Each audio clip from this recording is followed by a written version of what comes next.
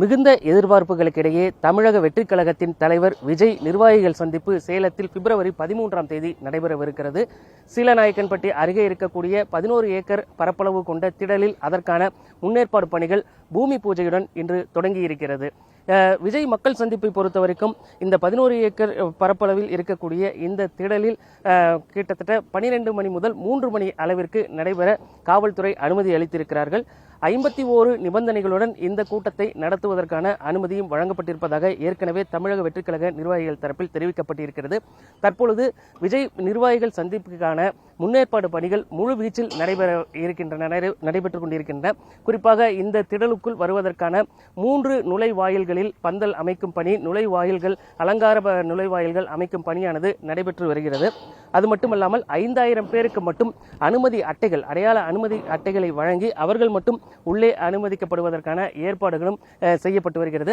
இங்கே நடைபெற்றுக் கொண்டிருக்கக்கூடிய ஏற்பாடுகள் மற்றும் விஜய் நிர்வாகிகள் சந்திப்பு தொடர்பான விவரங்களை நம்மோடு பகிர்ந்து கொள்வதற்காக சேலம் மத்திய மாவட்ட தாவேக செயலாளர் திரு பார்த்திபன் இருக்காரு. அவர்கிட்ட பேசுவோம். வணக்கங்க. வரக்கூடிய இந்த நிர்வாகிகள் சந்திப்புக்கான ஏற்பாடுகள் எந்த அளவுக்கு இருக்கு? ஏற்கனவே நீங்க பல முறை தெரிவிச்சிருக்கீங்க, 51 நிபந்தனைகள் கொடுத்திருக்காங்க. அதை எந்த அளவுக்கு பின்பற்றிட்டு இருக்கோம்? எல்லா நிபந்தனையும் பின்பற்றி கொண்டு தான் இருக்கிறோம். பார்த்துட்டீங்க, வேலை ரொம்ப விரைவாக நடைபெற்றுக் கொண்டிருக்கிறது. இது கழக நிர்வாகிகள் பொதுக்கூட்டம் தான். இது கழக நிர்வாகிகள் சந்திப்பு கூட்டம். இது மக்கள் சந்திப்பு கூட்டம் இல்லை, இது கழக நிர்வாகிகள் சந்திப்பு கூட்டம். நாங்கள் சொன்ன மாதிரி 5000 பேர் மட்டும் தான் இங்கே கலந்துக்குவாங்க. மீதி கழக நிர்வாகிகள் மற்றும் உறுப்பினர்கள், ரசிகர்கள் எல்லாருமே அவரவர்கள் வீட்டில் குடும்பத்தோடு குழந்தைகளோடு பார்க்குமாறு கேட்டுக்கொள்கிறோம். விரைவில் நடைபெற்றுக் கொண்டிருக்கிறது. சட்டமன்ற தேர்தல் நெருங்கி வருது. தாவேகா தரப்புல என்ன மாதிரியான அறிவிப்புகள் வரும் அப்படிங்கிற ஒரு எதிர்பார்ப்பும் இருக்கு. இப்ப நடைபெறக்கூடிய நிர்வாகிகள் சந்திப்புல தாவேகா தலைவர் விஜய் என்ன மாதிரியான அறிவிப்புகள், முக்கிய அறிவிப்புகள் ஏதாவது இருக்கும் அப்படின்னு எதிர்பார்க்கறீங்களா? இது நிர்வாகிகள் கூட்டம் தான். இது முழுக்க முழுக்க இந்த கூட்டத்தை ஏற்பாடு செய்வது சேலம் மாவட்ட நிர்வாகிகளாகிய நாங்கள் ஏற்பாடு செய்கிறோம். இது கழக தலைவர் எங்களோட கலந்துரையாடுவதற்காக அவரை கூப்பிட்டுருக்கோம். அவர் என்ன பேச போறான்னு எங்களுக்கு தெரியாது. கண்டிப்பா நீங்க எதிர்பார்க்கலாம். நீங்க எதிர்பார்க்கிற மாதிரி தான் நாங்களும் எதிர்பார்க்கிறோம். அப்படி நடந்தா ரொம்ப சந்தோஷம்.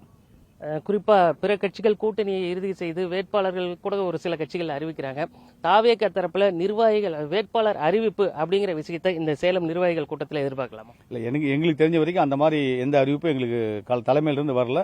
அப்படி இங்க அறிவிச்சா உண்மையிலே பெரிய சந்தோஷமான விஷயம். சேலம் மாவட்டத்தில் நடக்கின்ற நிர்வாகிகள் கூட்டத்தில் வேட்பாளர்கள் யாருன்னு சொல்லி அறிவிக்கிறாங்க, அவர்கள் பெயரை அறிவிக்கிறாங்கன்னா அதோட பெரிய சந்தோஷம் எங்களுக்கு யாருமே நாங்கள் கொடுத்து வச்சிருக்கணும். கண்டிப்பா அப்படி நடந்தா சந்தோஷம். நன்றி.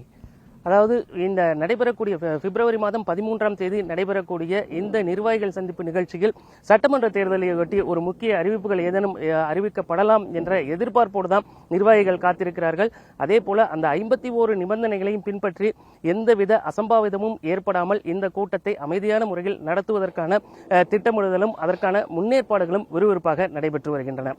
புதிய தலைமுறைக்காக ஒளிப்பதிவாளர் சதீஷுடன் சேலத்திலிருந்து மோகன்ராஜ்.